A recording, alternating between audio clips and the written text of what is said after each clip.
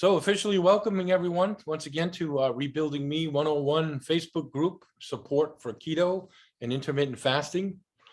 What is MCT oil and what does that have to do with those of us being in ketosis or on a keto diet? This is the answer we're going to get into tonight in the discussion. Just a few minutes. I'll bet most of you already know that the MCT is an acronym for medium chain triglycerides. And what's a triglyceride? That's a scientific name for fats. So we're talking about medium size fats. And why is that important? Well, the MCT oil, which is made of just that medium size triglyceride, is just the right side to take a really cool shortcut from once you digest it right to your liver, where it can get turned into ketos right away. The other long chain triglycerides, as well as the short chain triglycerides, they don't fit through the osmosis process to be absorbed through your small intestine. There's a security system in there that only lets certain things come through the quote fabric of your intestine, and it has to be just the right side. And it just so happens MCT, medium size chain triglycerides, is just the right size to get the beeline, the express right to your liver, where it sits there and is one step away from being converted into a ketone. That is really cool. Why is that cool for people who are starting a keto diet? Because you may recall, for those of us in the beginning, getting to a place where we can create ketones can sometimes be a challenge. There's an adaptive process that we have to go through. There's the mitochondria being trained to produce the ketones. What this does is it gets you right to that state much quicker.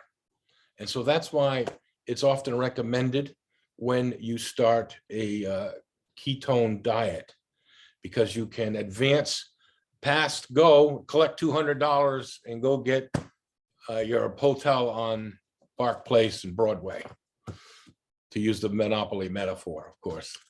So that's a cool thing, but there's some disadvantages to that. Well, what's the disadvantage? Disadvantages, there are some side effects, especially when you're first starting, you're not used to it. It can cause some intestinal discomfort. It can even act as a laxative. So that's definitely a disadvantage, right? And the other thing is, and this is kind of important for us, is we're in this to lose weight. But what will happen is, because it's an exogenous ketone, what does that mean? Fancy word, exits the body, outside of the body. It's not an in-house produced ketone. Your body will use those as energy units before it makes your own ketones from your fat.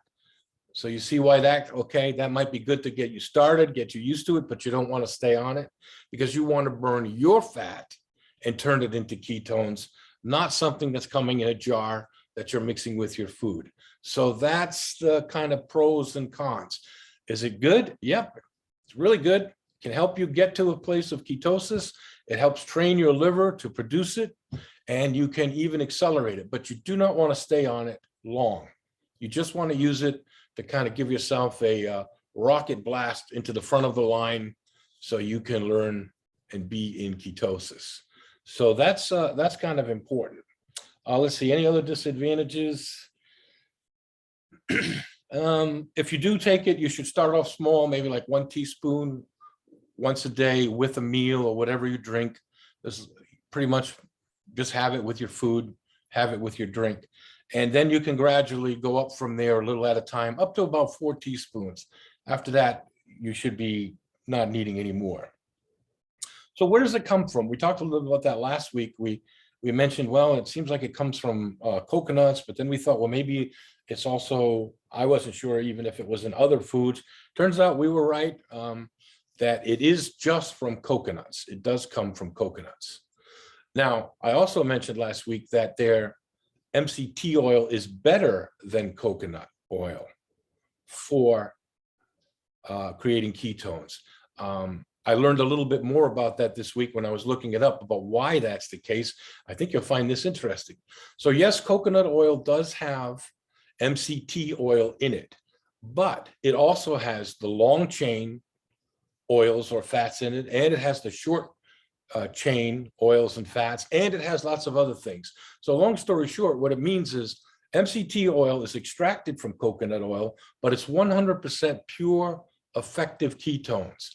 You only get about 15% of the MCT in any amount of coconut oil that you have, because there's lots of other good stuff in there, but you'd have to drink and eat a lot more coconut oil to get the same effect. So that's why we said last week, the MCT oil on its own is actually better than just taking the coconut oil. But certainly coconut oil is definitely good for you. So let's review what we got. MCT, it's an acronym for medium chain triglyceride. What's a triglyceride? It's the fat that's in the coconuts. What does it do for us? It gives us a quick boost in producing ketones, and that's especially good if we've had struggles with it in the past. Do we want to stay on it? No. We want not exogenous, but endogenous. Don't say that one too fast. We want in-house ketones. So we want to be burning our own fat instead of taking it in from the outside. So that's the summary of it. It's really good stuff. As far as what kind you would recommend, I haven't gotten that far yet. There's a lot of information out there by different people like Dr. Berg and other people that they seem to examine the different ones. So I would say do your own research, see what's recommended.